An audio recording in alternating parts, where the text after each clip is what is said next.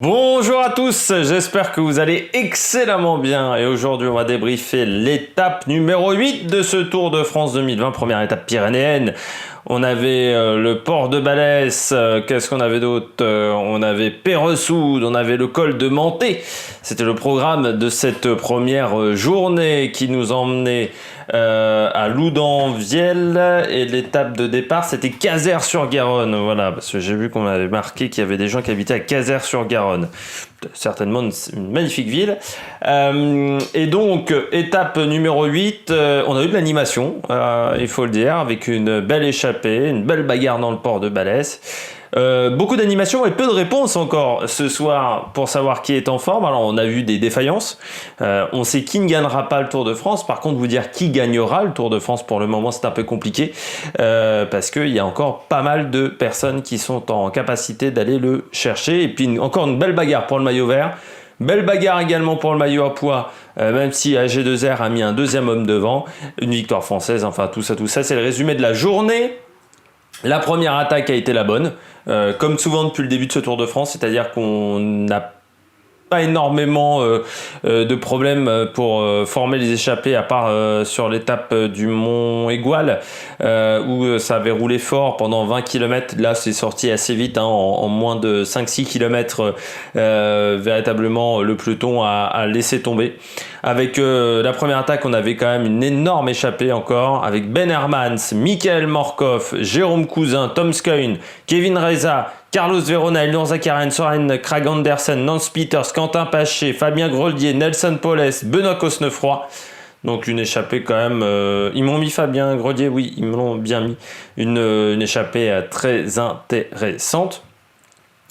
Qui est passé au sprint intermédiaire en tête. C'est Jérôme Cousin qui a pris les points du sprint intermédiaire. Du côté du peloton, c'est Bennett qui s'est imposé devant Caleb Ewan et Sagan. Sagan n'a pas marqué de points. Donc Sam Bennett a repris 2 points supplémentaires. Le retard au niveau du maillot vert, donc la bagarre au niveau du maillot vert plutôt est quand même très très serrée. Ensuite on a passé le col de Menté. L'échappée qui avait déjà à ce moment-là plus de 10 minutes d'avance, donc on sentait qu'il y avait la capacité pour cette échappée de jouer la gagne. Et bien dans cette échappée du col de Menté, c'est Cosnefroy qui prend les points du maillot à pois et qui augmente son avance pour cette première difficulté du jour. Ensuite on enchaîne une longue descente, puis il y avait un petit peu de plat avant d'arriver au port de Balès, une vingtaine de kilomètres de plat. On attaque le port de Balès. Zakarian accélère très vite dans cette montée. Première accélération, vous avez que les costauds qui arrivent à suite, c'est-à-dire Tom Skøyen, c'est-à-dire également Quentin Paché par exemple. Poles se fait avoir, Cosnefroy aussi, Groslier, Cousin qui était parti déjà en éclaireur, Cousin dans la vallée, se fait reprendre. Ben Hermans également qui a été assez décevant aujourd'hui. Et puis une deuxième accélération cette fois-ci de Nance Peters qui part. Seul Zakarian arrive à suivre, les deux continuent dans la montée du port de Balès, en haut du port de Balès. Ils possèdent déjà une trentaine de secondes d'avance sur leurs poursuivants qui étaient Tom Skøyen et Verona à ce moment-là. Peters prend les points de la montagne en haut du port de Balès et puis dès le début de la descente, il crée un écart très rapidement sur Zakarian qui, c'est vrai, Zakarian avait déjà eu des difficultés dans la descente du col de Menté. Il descend fort, notre ami Nance Peters, et en pied de la montée de Peyresourde, parce qu'il faut savoir qu'on enchaînait vraiment port de Balès et Peyresourde ensemble, il possède 35 secondes d'avance. Sauf que le début de la montée de Peyresourde est assez compliqué. Il faut inverser les rapports, passer du grand braquet au petit braquet, et ça a été compliqué pour Nance Peters qui a moins bien géré que Zakarian. Zakarian remonte très très fort au début de la montée du col de Peyresourde, qui va revenir jusqu'à 8 secondes d'écart simplement. Ça veut dire qu'il va reprendre quasiment 20 secondes. Mais à 1,5 km du sommet à Peyresourde, Zakarian va exploser complètement. En haut de Peyresourde, il se retrouve à 25 secondes de retard. Du côté des leaders, dans le même temps on fait la course des leaders, et bien Jumbo accélère déjà dans le port de Balès.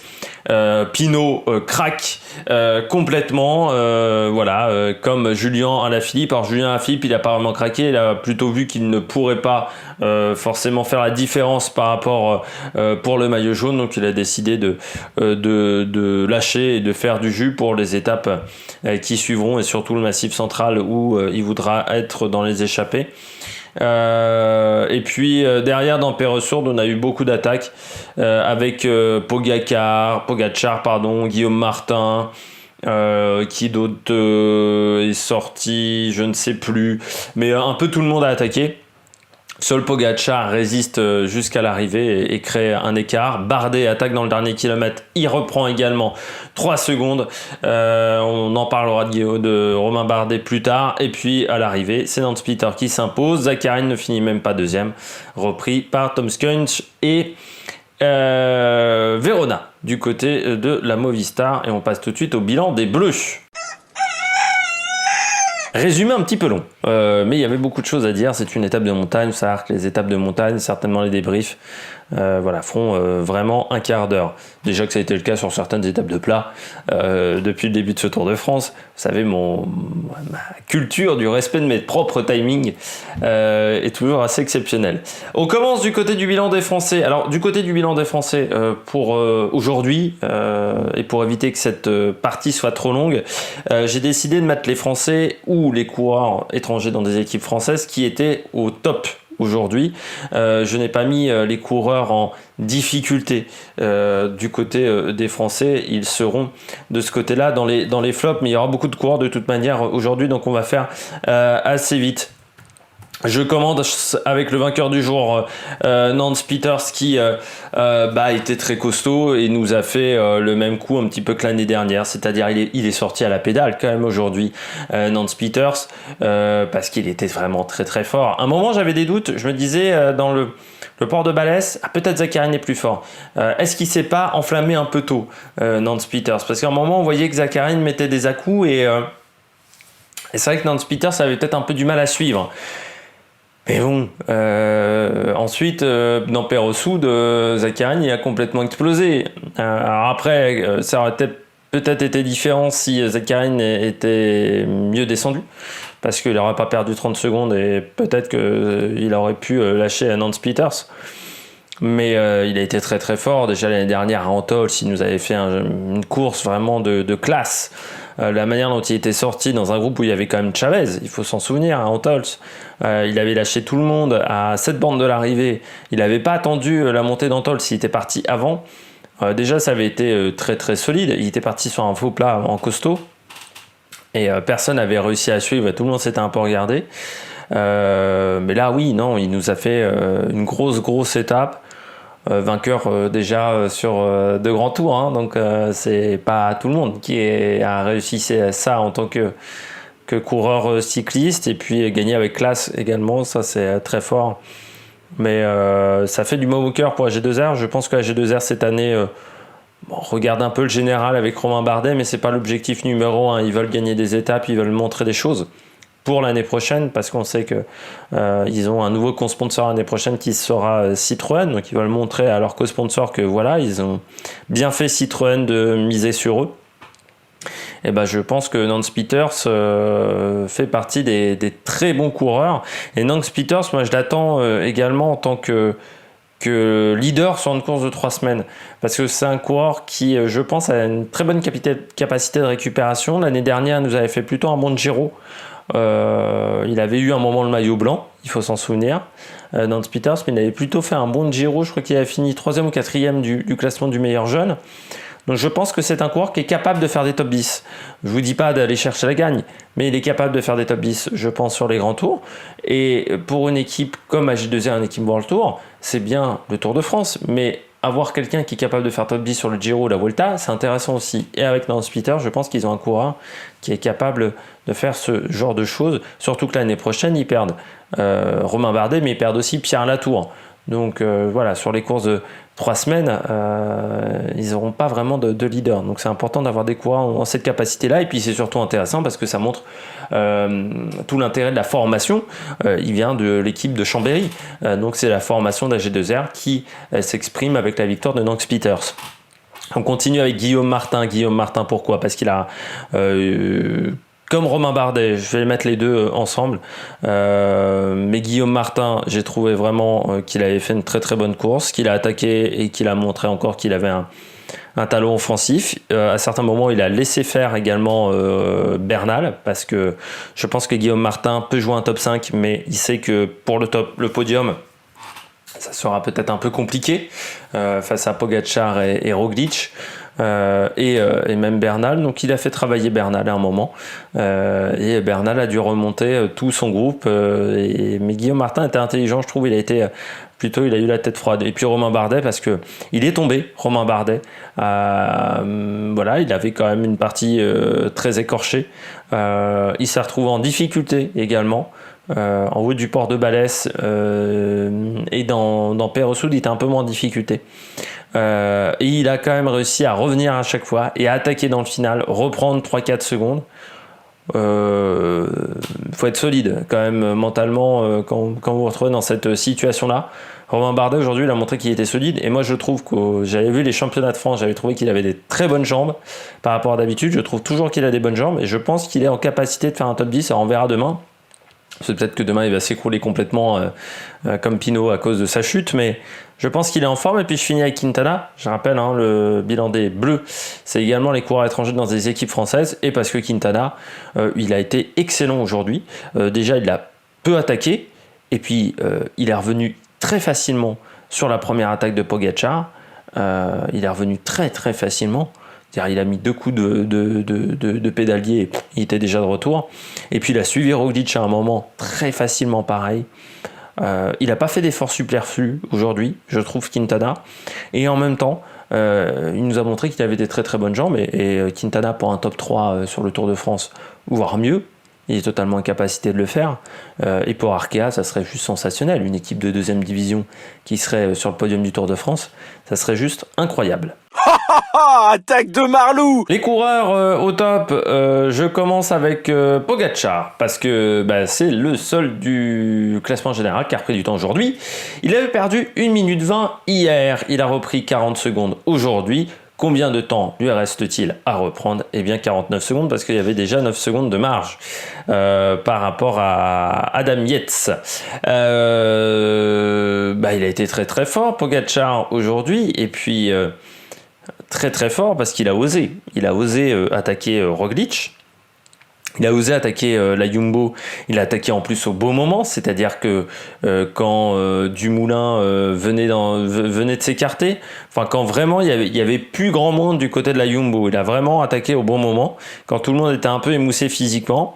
Très vite, il a pris de l'avance. Alors déjà, la première fois, il a réussi à isoler Roglič et Quintana. Ensuite, les autres sont revenus. Et puis, lors de sa deuxième attaque, il a réussi à se retrouver seul. Et puis, il a continué son effort.